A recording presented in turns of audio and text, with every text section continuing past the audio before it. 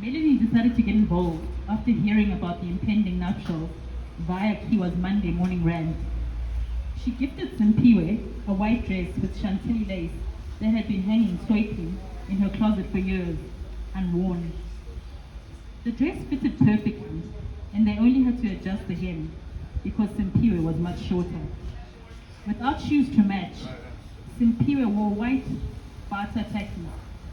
She beaded them to make them fancier.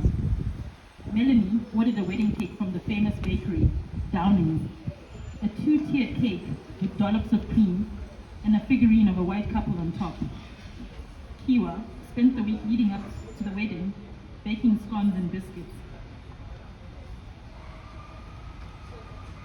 On the day of the wedding, Melanie arrived at the compound, armed with her Kodak camera and a makeup kit to glam up Simpiwe, who emerged looking powdered like a ghost with bright red lips.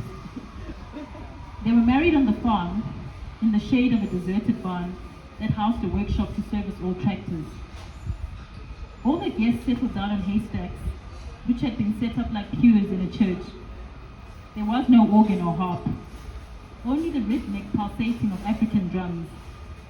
The ladies from church led the singing, their buttocks rising and falling with the tempo of the beating drums.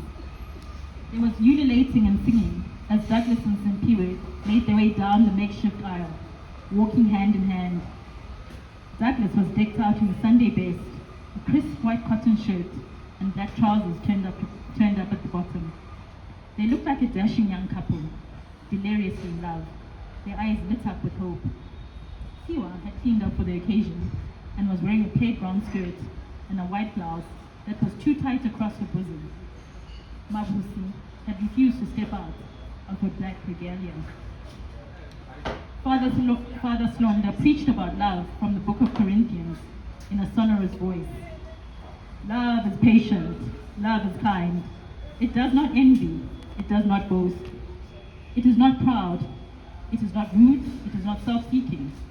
It is not easily angered, and it keeps no record of wrongs. Love does not delight in evil, but rejoices in the truth. It always protects, always trusts, always hopes, always perseveres. Love never fails. Uyazini ngothando lo. What does he know about love? Said Mabusi, who sat beside Kiwa, oblivious to the fact that they were in the front row, within earshot of the priest. Mama chastened Kiwa, elbowing her mother, so as not to draw any further attention to themselves, but she was sure they had been heard. Father Slonda did not hesitate to pick up on Mabusi's comment. Judge, and you will not be judged. The day of judgment will come, and we will all be asked to account for our sins. And so we leave it to our Maker. Kiwa was relieved when he finally closed his Bible and performed the marriage rites. They were not regulars on church.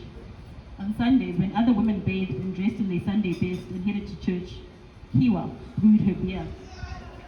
When the marriage service was concluded, they stayed behind to perform the baptism rites.